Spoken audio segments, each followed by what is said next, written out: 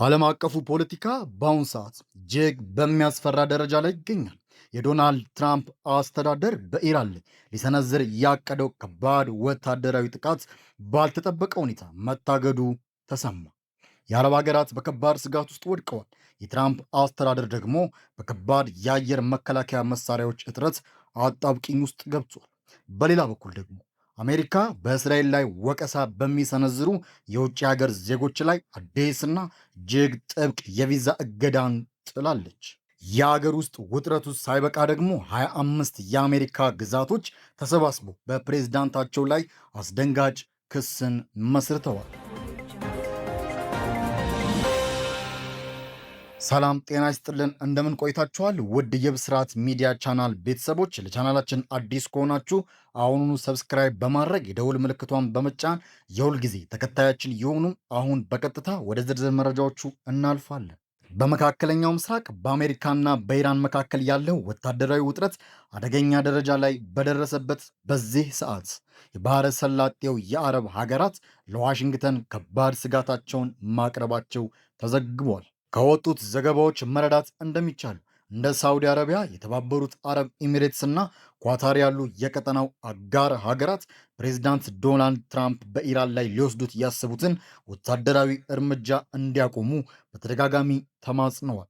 ምክንያታቸው ደግሞ አሜሪካ በኢራን ላይ ጥቃት የምትሰነዝር ከሆነ ኢራን ደግሞ አጸፋዊ ጥቃቷን በእነዚህ አጋር ሀገራት ላይ ባሉ የኃይል ማመንጫዎች እንዲሁም የኤነርጂ ተቋማትና መሰረተ ልማቶች ላይ ልታደርግ እንደምትችል በመስጋት ነው። በተጨማሪም የቀጠናው ሀገራት ሙሉ በሙሉ በሚባል ደረጃ በሚተማመኑበት የአሜሪካ የረጅም ርቀት የአየር መከላከያ ስርዓትና የጥቅጥቅ መሳሪያዎች ክምችት እጅግ እየቀነሰ መምጣቱ ታውቋል። የፔንታጎንና የአሜሪካ ጦር ከፍተኛ አማካሪዎች ለፕሬዝዳንቱ እንደገለጹት ከሆነ ከኢራን የሚቃጣው የድሮንና የሚሳይል ጥቃት ሙሉ በሙሉ ለመመከት የሚያስችል በቂ የመሳሪያ ክምችት በአካባቢው የለም። ይህ የጦር መሳሪያ እጥረት ደግሞ አሜሪካ ወደፊት ከቻይና፣ ሩሲያ ወይም ሰሜን ኮሪያ ጋር ሊኖራት የሚችለው ወታደራዊ ዝግጅት አደጋ ላይ ሊጥለው ይችላል የሚል ስጋትን ፈጥሯል። በእነዚህ ምክንያቶችና በአረብ ሀገራት ግፊት ሳቢያ ፕሬዚዳንት ትራምፕ ባለፉት ሳምንት መጨረሻ በኢራን ላይ ሊፈጽሙት ያቀዱትን ግዙፍ ወታደራዊ ኦፕሬሽን ለጊዜው ለመሰረዝ ወስኗል። ፕሬዝዳንቱ በጽኑ አጣብቂኝ ውስጥ መሆናቸውና ከኢራን ውጥረት በፍጥነት መውጫ መንገድ እየፈለጉ እንደሆነም ተንታኞች ይናገራሉ። ወደ ሌላኛውና ዋና መረጃ ስናልፍ የአሜሪካ የውጭ ጉዳይ ሚኒስትር አዲስ የቪዛ ፖሊሲ ይፋ ማድረጉን አስታውቋል።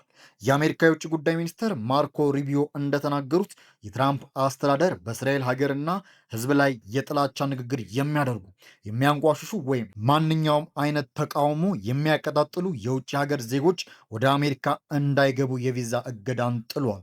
ሚኒስትሩ አክለውም አሜሪካ ማንኛውም የውጭ ዜጋ ወደ ሀገሪቱ በመግባት በእስራኤል ማህበረሰብ ላይ ጥላቻ እንዲያስፋፋ አትፈቅድም ብለዋል። ይህ አዲሱ የቪዛ ፖሊሲ የትራምፕን አስተዳደር ከእስራኤል ጎን ሙሉ በሙሉ መቆሙን የሚያሳይ ነው የተባለ ሲሆን በማህበራዊ ሚዲያ እና በሕግ ባለሙያዎች ዘንድ ግን ትልቅ ክርክርን አስነስቷል።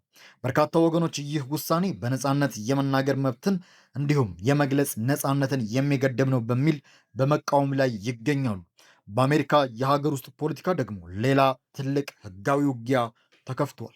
በዲሞክራቲክ ፓርቲ አባላት የሚመሩ 25 የአሜሪካ ግዛቶች ተሰባስበው በፕሬዝዳንት ዶናልድ ትራምፕ ላይ ሕጋዊ የፍርድ ቤት ክስ መስርተዋል። የክሱ ዋና መንስኤ የትራምፕ አስተዳደር በቅርቡ እንደ አውሮፓ ህብረት፣ እንግሊዝ፣ ቻይና ባሉ 60 በላይ አጋርና የንግድ አጋር ሀገራት ሸቀጦች ላይ ከ10 እስከ 12.5 በመቶ የሚደርስ ተጨማሪ የታሪፍ ወይም ቀረጥ ጭማሪ ማድረጉን ነው። አስተዳደሩ ታሪፉን የጣለው እነዚህ ሀገራት የጉልበት ብዝበዛን በአግባቡ አልተከላከሉም በሚል ምክንያት እንደሆነ ገልጾ ነበር። ነገር ግን ክሱን የመሰረቱት 25ቱ ግዛቶች የትራምፕን አስተዳደር ያቀረበው ምክንያት አሳማኝ ያልሆነና ከህግ ውጭ ነው ሲሉ ይከራከራሉ። በ8 ወራት ጥናት ሊደረግበት የሚገባውን የንግድ ህግ በሁለት ወር ውስጥ ብቻ በመጠቀም የተጣለው ይህ ታሪፍ በሀገሪቱ የንግድ ተቋማትና በህዝቡ ላይ የኢኮኖሚ ጫና ያሳድራል ብለዋል። የዋይት ሃውስ ቃል አቀባይ በበኩላቸው ውሳኔው የአሜሪካን የንግድ ጥቅሞች ለመጠበቅ የተወሰደ ህጋዊ እርምጃ ነው ሲሉ አስተባብለዋል። በመጨረሻው ስለ እጅግ አሳሳቢ የሆርሙዝ ሰርጥ ጉዳይ የተሰሙ አዳዲስ መረጃዎችን እንመለከታለን። የአሜሪካ የገንዘብ ሚኒስትሩ ስኮት ቤንሰንት የዓለምን የነዳጅ የምርት ንግድ እንዲረጋጋ የሆርሙዝ ሰርጥን ለመክፈት የሚያስችል ስምምነት ከኢራን ጋር በቅርቡ ሊፈርም እንደሚችል ለዜና ማዕከላት ተናግረው ነበር። ነገር ግን ኢራን ይህንን የአሜሪካ የባለስልጣን መግለጫ ወዲያውኑ ውድቅ አድርገዋለች። የኢራን መንግስት እንደገለጸው ከሆነ ከጎረቤት ሀገራት ውጭ ከአሜሪካ ጋር ምንም አይነት ድርድር አላደርግም፣ ወደፊትም አይደረግም። ኢራን አክላም የሆርሙዝ ሰርጥ ለዓለም ሀገራት በነፃነት የሚከፈትበትን ጊዜ እንደበቃና ከዚህ በኋላ በወሽመጡ የሚያልፉ መርከቦች ለኢራን ቀረጥ በመክፈል የሀገሪቱን ፍቃድ በማግኘት ብቻ እንደሆነ አጥብቃ አስታውቃለች።